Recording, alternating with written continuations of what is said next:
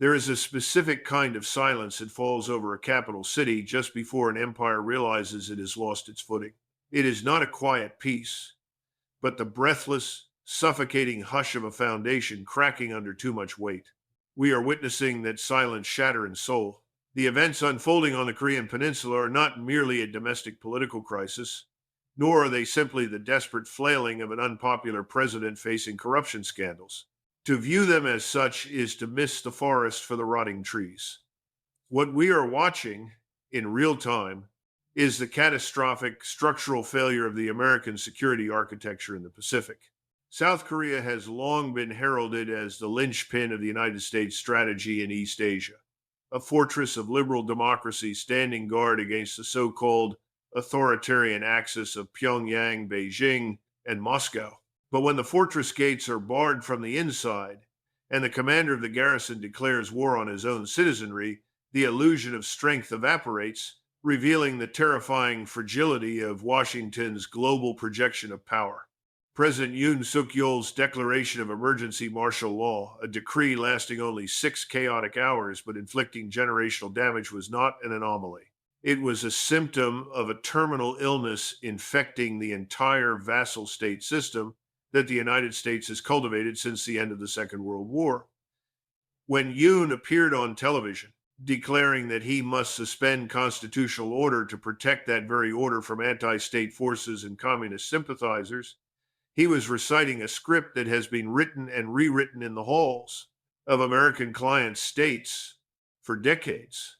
This is the logic of the imperial periphery. Destroy the village to save it, crush the democracy to preserve the alliance, and silence the dissenters to maintain the facade of unity. Washington was reportedly caught off guard, a claim that strains credulity given the deep integration of U.S. intelligence within the South Korean military apparatus. But whether it was incompetence or complicity, the result is the same. The ironclad alliance is rusting through. To understand the gravity of this moment, we must strip away the sanitized headlines of the Western press and look at the raw mechanics of history. This is not the first time a South Korean leader has turned the guns of the state inward, often with the tacit or explicit approval of their American patrons. We must remember the history that the establishment media prefers to forget.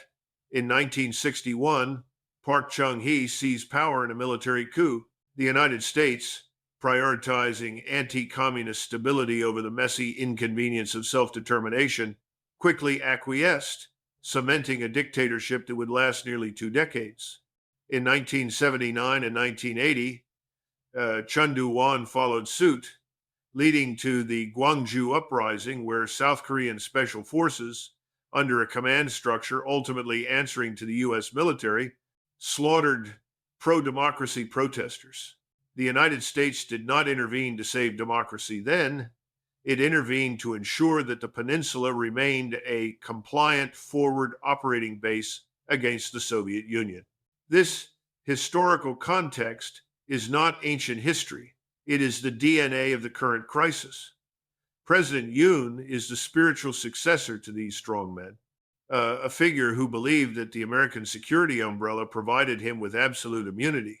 His justification for martial law, labeling the opposition party as agents of North Korea, is a classic Cold War trope, a McCarthyite hallucination resurrected to justify authoritarian overreach. But here lies the critical divergence and the thesis of our analysis today. The world of 1980 no longer exists. The United States no longer possesses the hegemony required to manage these internal explosions. In the past, Washington could pick up the phone, issue orders to generals in Seoul, and stabilize the client state within hours. Today, the chaos in Seoul exposes a paralyzed superpower, unable to control its proxies, unable to intimidate its rivals, and watching helplessly as its key strategic fortress consumes itself in political flames. This collapse comes at the worst possible geopolitical moment for the United States. The Biden administration and the incoming Trump administration have staked their entire Asian strategy on the trilateral cooperation between the US, Japan, and South Korea. This was meant to be the Asian NATO a unified front to contain the rise of China. Instead, one leg of that tripod has just snapped. While the South Korean parliament acted with commendable speed to overturn the decree, and the military showed restraint, the damage to the legitimacy of the state is absolute. A president who attempts a self coup is a dead man walking, politically speaking. The impeachment motions, the arrests, the investigations, these will paralyze Seoul for months, perhaps years. A paralyzed South Korea is a gaping hole in the American containment line. Furthermore, this internal implosion serves as a vindication for the narrative coming out of Pyongyang and Beijing. For years, Kim Jong un has argued that South Korea is not a sovereign nation, but a puppet of the Yankee imperialists, a state governed not by the will of the people, but by the erratic whims of leaders beholden to foreign masters. When the beacon of democracy declares martial law, arrests journalists, and attempts to shutter parliament, the propaganda victory for the North is total. It validates the realist critique that Western style liberal democracy, when grafted onto client states, serves only as a mask for U.S. interests, a mask that is discarded the moment it becomes inconvenient. The hypocrisy is systemic. We lecture Tehran and Caracas on democratic norms while our closest allies deploy paratroopers to their own legislative assemblies. We must also analyze the timing through the lens of the broader decline of U.S. hegemony.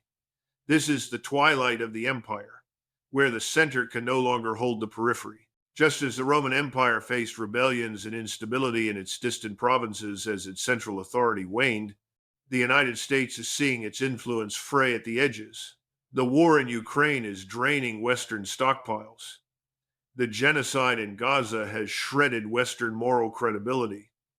And now the keystone of the Pacific is crumbling. Yoon's gamble was the act of a desperate man, but it was also the act of a leader who sensed that the old rules no longer apply. He likely believed that Washington, obsessed with stability and terrified of losing South Korea to the political left, would support or at least tolerate his power grab. That he miscalculated is less important than the fact that he felt emboldened to try. It speaks to a breakdown in the discipline of the alliance. The mobilization of North Korea on the border during this chaos is the immediate, tangible threat that transforms this from a political tragedy into a geopolitical emergency. While the South Korean military was distracted, confusingly navigating orders between constitutional loyalty and martial law command, the North was watching. The profound danger here is miscalculation. A distracted, decapitated South Korean leadership is prone to overreaction. A U.S. military command, desperate to prove it, still holds the reins, might escalate tensions to reassert control. This is how wars start, not with a plan, but with a collapse of authority that leaves a vacuum for opportunism and fear. As we move deeper into this analysis, we will dissect the specific mechanisms of power that are failing. We will look at how the economic anxieties of the South Korean populace, driven by adherence to US-led sanctions and trade wars with China, created the fertile ground for Yoon's unpopularity. We will expose how the US media narrative, which spent years puffing up Yoon as a statesman and a partner, completely blinded the Western public to the authoritarian rot festering beneath the surface. This was not a sudden storm. The clouds have been gathering for years, ignored by a Washington establishment that only sees what it wants to see. The Suez moment for American power in the Pacific has arrived. The illusion of a stable, democratic, US-led order in Asia has been shattered by the sound of helicopters over Seoul and soldiers scaling the walls of Parliament. The empire is naked, and its enemies are taking notes. We are witnessing the catastrophic unraveling of the American containment strategy, not because of external conquest, but due to internal systemic organ failure. To understand why President Yoon felt compelled to declare martial law, we must look beyond the theater of Parliament and into the ledger of economic reality. The Western media narrative wants you to believe this was a sudden snap of rationality. But in the world of geopolitical realism, political instability is almost always the trailing indicator of economic desperation. South Korea is not merely a military outpost for the United States. It is an economic vassal that is being forced to commit ritual suicide on the altar of American primacy. The chaos in Seoul is the direct result of Washington's demand that its allies decouple from their natural trading partners in the Eurasian landmass to serve a dying unipolar order. For decades, the unspoken contract between Washington and Seoul was simple. The U.S. provides security, and South Korea is allowed to prosper by trading with everyone, including China and Russia. That contract is being torn up by the Biden administration. Under intense pressure from the White House, the Yoon administration willingly severed vital economic arteries with Beijing and Moscow to comply with the US led sanctions regime and the chip war. The result was predictable to anyone who understands the flow of global capital, yet it seemed to baffle the ideologues in the State Department. South Korea's export driven economy crashed, trade deficits ballooned, the cost of living for the average Korean skyrocketed. When you force a nation to sanction its neighbors who hold the keys to its energy and its export markets, you are not isolating the enemy, you are strangling the ally. This is the system failure of the American imperial model in the 21st century. The mechanisms of control, sanctions, dollar supremacy, and trade exclusions are no longer precision weapons, they are blunt instruments that cause more damage to the wielder's own network than to the intended target. Yoon's collapsing approval ratings, which hovered in the abysmal 20% range long before he sent troops to the National Assembly, were driven by this economic suffocation. He was a leader trying to govern a populace that was seeing its future erased to satisfy the strategic anxieties of a foreign power 6,000 miles away. His resort to martial law was the final frantic attempt to impose order on a society breaking under the strain of this geopolitical malpractice. He tried to use the hammer of the state because the carrot of prosperity had been stolen by his American patrons.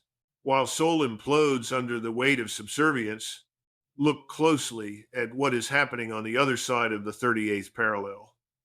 This is where the narrative of U.S. strength completely disintegrates. While the U.S. fortress in the south is paralyzed by constitutional crisis and street protests, North Korea is demonstrating the effectiveness of the global alternative. The West has sanctioned Pyongyang for 70 years, assuming that isolation would lead to collapse. Instead, it led to the total circumvention of the Western order. North Korea has successfully integrated its security and economy with the Russian Federation, solidified by the recent mutual defense treaty between Kim Jong-un and Vladimir Putin. They have bypassed the dollar, bypassed the SWIFT system, and bypassed the international community, which is just a euphemism for the Western Bloc. This is the nightmare scenario that keeps policymakers awake in Washington.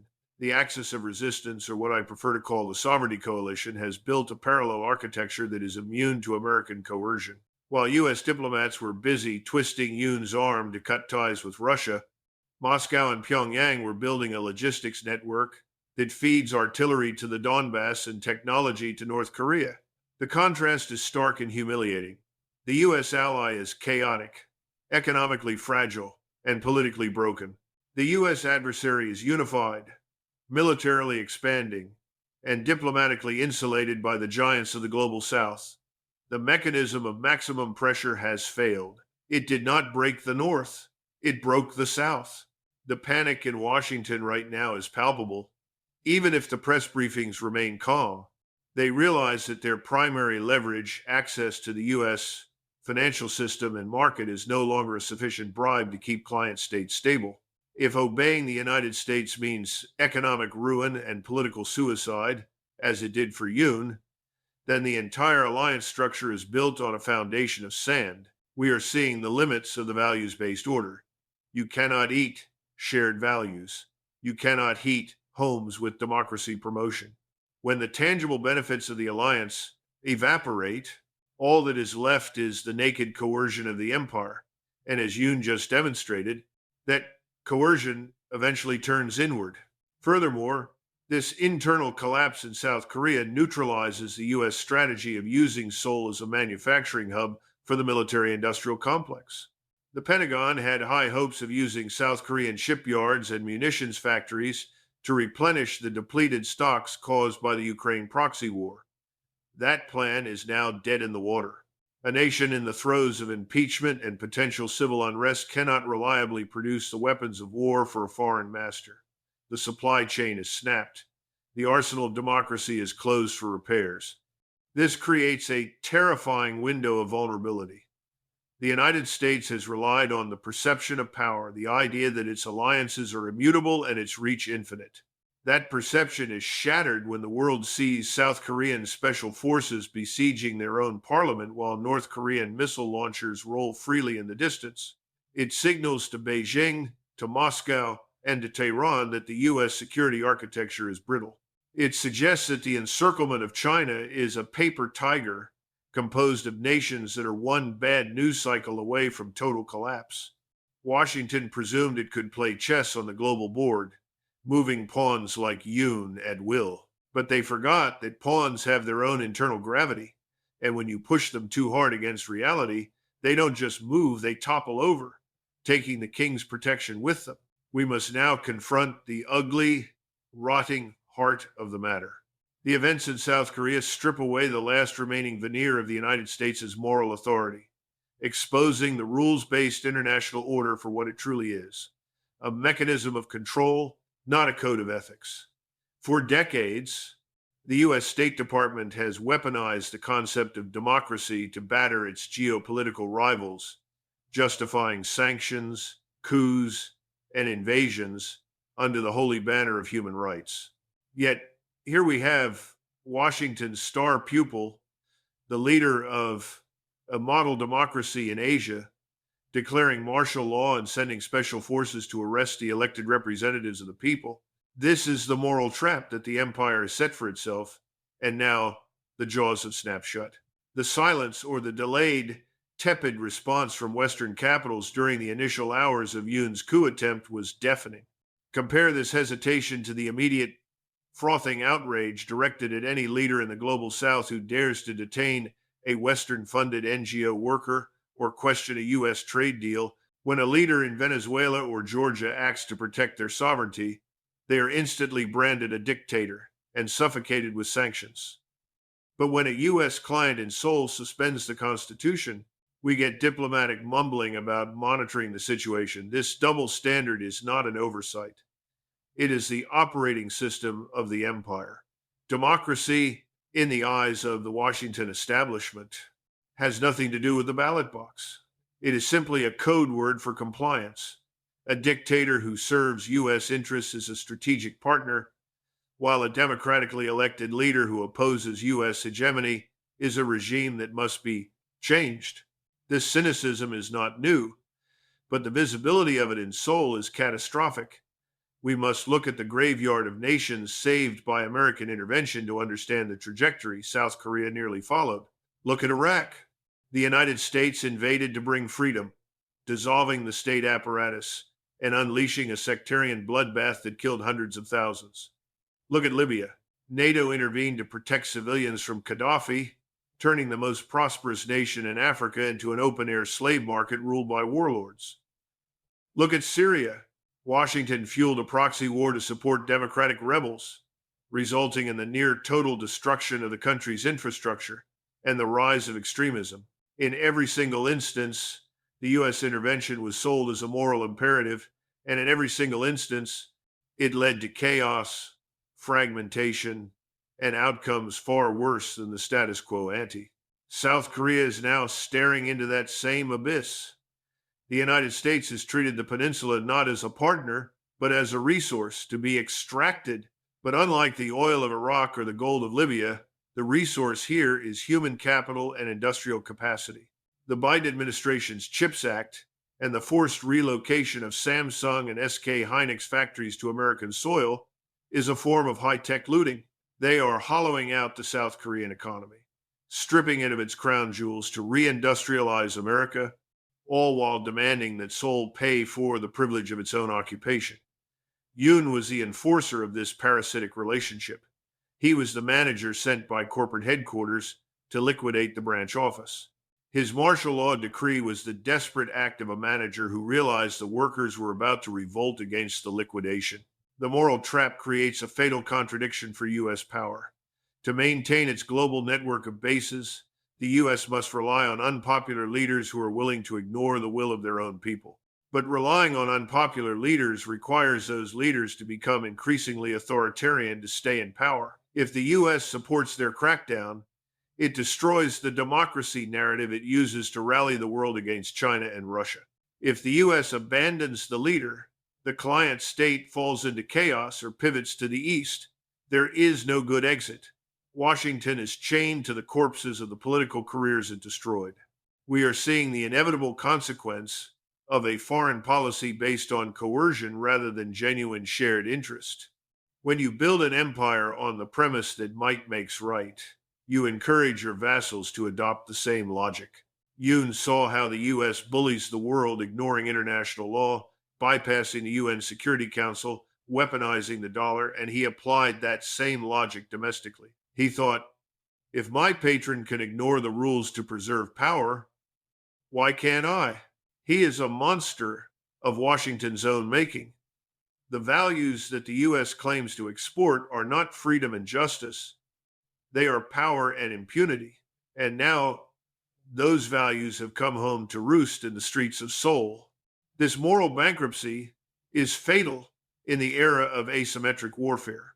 In the Cold War, the U.S. could hide its hypocrisy because it controlled the flow of information. If a coup happened in 1,970 seconds Latin America, the CIA could spin the narrative before the truth put its boots on. Today, the world watched the South Korean parliament live stream the soldiers breaking down their doors. The global South watched. They saw a U.S.-backed leader act like the very tyrants the U.S. claims to fight. This destroys the soft power that has been America's greatest asset. How can a U.S. diplomat walk into a meeting in Jakarta, New Delhi, or Brasilia and lecture them on the rule of law after this? The laughter would be audible.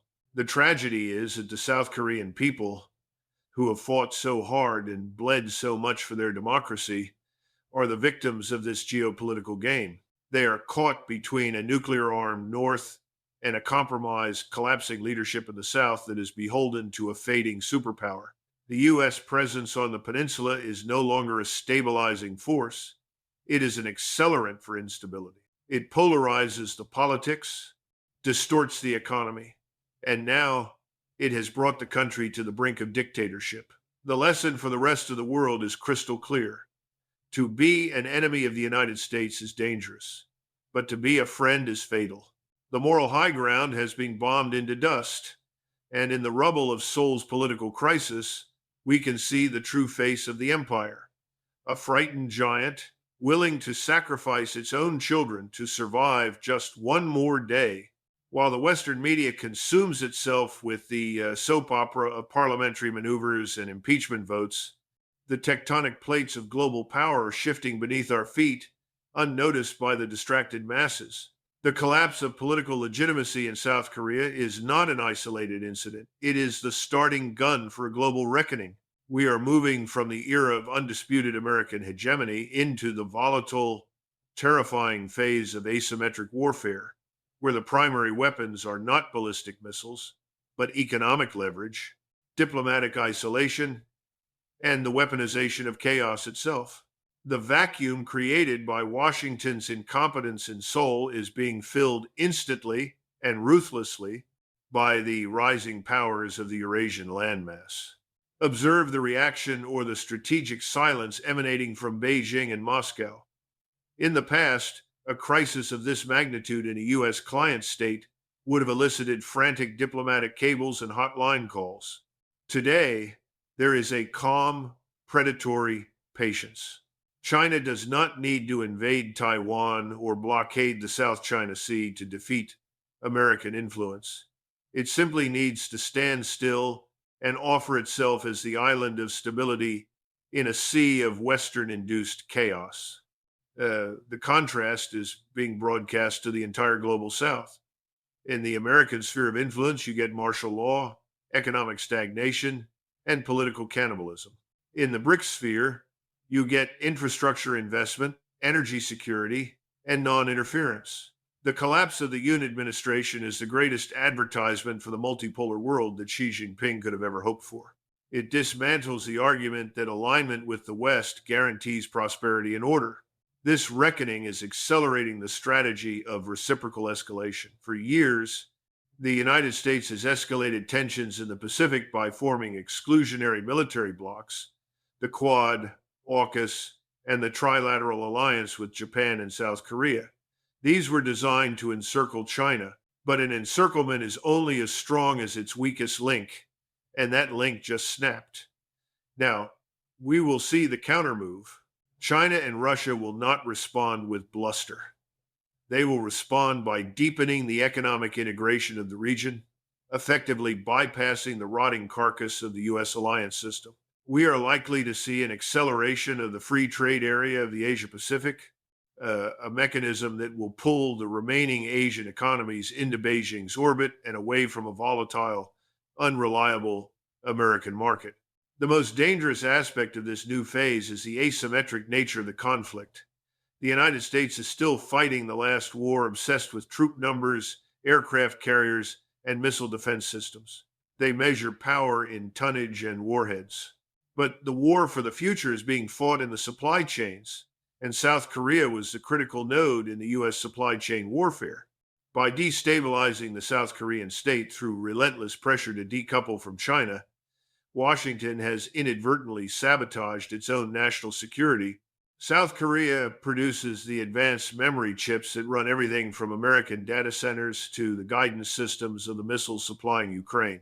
A South Korea paralyzed by strikes, protests, and political gridlock cannot produce these chips at scale.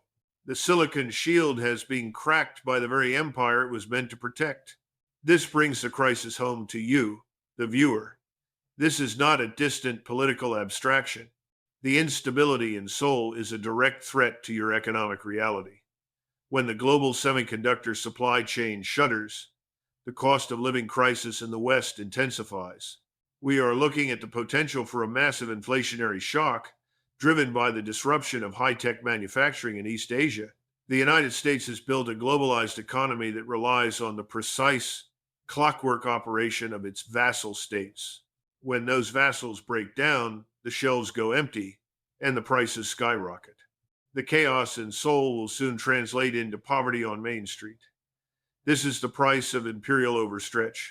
The costs are socialized, passed down to the ordinary citizen, while the elites in Washington scramble to find a new puppet to install. Furthermore, we must analyze the signal this sends to the rest of the world's swing states, nations like India, Saudi Arabia, Turkey, and Brazil. These nations are the prize in the 21st century great game. They have been hedging their bets, keeping one foot in the American camp and one in the BRICS camp.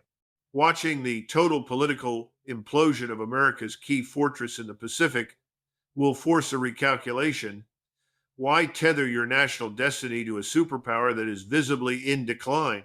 Why accept U.S. security guarantees when the U.S. cannot even guarantee the constitutional order of its closest ally?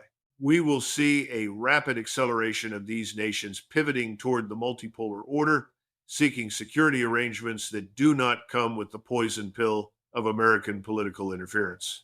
The global coalition of democracies is dissolving into a series of panicked bilateral deals as nations rush to secure their own interests before the American roof collapses entirely. The response from the U.S. deep state will be predictable and dangerous. Facing a loss of control, empires rarely retreat gracefully, they lash out. We should expect Washington to double down on coercion. There will be intense pressure on the South Korean military to restore order by any means necessary, likely pushing the country further toward a de facto authoritarian rule disguised as stability operations. We will see an increase in provocative military drills near the DMZ, a classic distraction tactic to rally the population around the flag and away from their domestic grievances. This is the reciprocal escalation trap. Every move the U.S. makes to tighten its grip only causing more sand to slip through its fingers. They will try to militarize the crisis, because if all you have is a hammer, every problem looks like a nail. But you cannot bomb a political legitimacy crisis. You cannot airstrike a collapsed approval rating. In this chaotic interregnum, North Korea emerges not as the rogue state, but as the rational actor in the eyes of the region. This is the ultimate irony. While Seoul tears itself apart, Pyongyang will continue to modernize its arsenal and deepen its strategic depth with Russia. The balance of power on the peninsula has fundamentally shifted. The U.S. nuclear umbrella feels a lot less reassuring when the hand holding it is shaking with tremors of senility and incompetence. The extended deterrence strategy is dead, killed by the reality that the U.S. is arguably more politically unstable than the regimes it opposes. We are witnessing the end of the post-Korean War order. The armistice that froze the conflict in 1953 also froze the political development of South Korea, trapping it in a cycle of dependency. That ice is now melting, and the floodwaters are rising. The United States is exposed, naked in the Pacific, holding a map of a world that no longer exists. The asymmetric war has begun, and the first casualty was not a soldier on the border, but the myth of American competence. As we move to our final conclusion, we must face the ultimate question. When the illusion finally fades completely, what reality will be left standing in its place? Not just of this specific crisis in Seoul, but of an entire era of human history. The events we have dissected today, the martial law decree, the soldiers in the parliament, the shattering of the democratic facade, or the death rattle of the American century. We are standing in the twilight of empire, watching the long shadows lengthen across the Pacific, signaling the end of the myth that the United States is the indispensable nation, the eternal guarantor of order. That myth has died on the streets of South Korea, crushed under the weight of its own hypocrisy and incompetence. The United States now stands at a definitive fork in the road, facing a choice that has confronted every fading hegemon from Rome to Great Britain. It is a binary choice between humility and hubris, between adaptation and annihilation.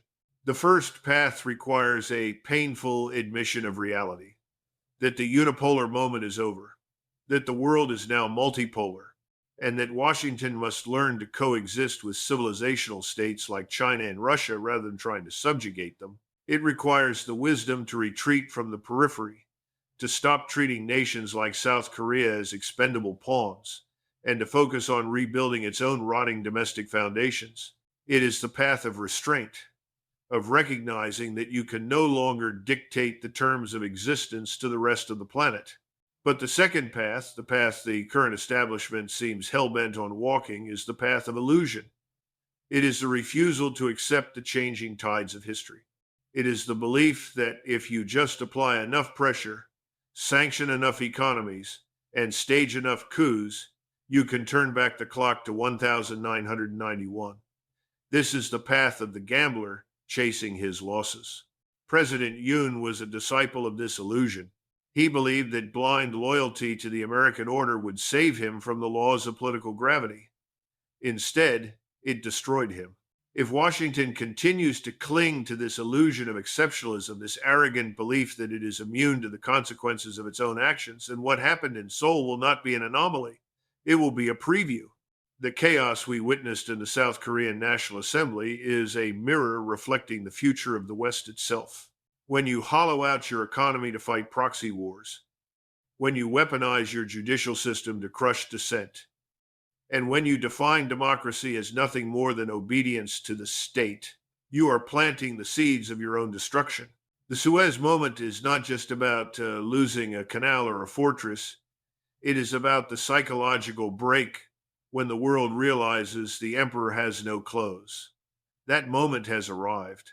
The global majority, the global south, the BRICS nations, the silent billions are no longer listening to the sermons coming from the Potomac. They are watching the chaos, they are taking notes, and they are quietly moving on. History is a brutal teacher, and it does not grade on a curve. It does not care about your narratives or your values.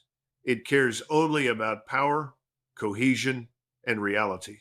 The United States has spent decades trying to bend reality to its will, but reality has finally snapped back.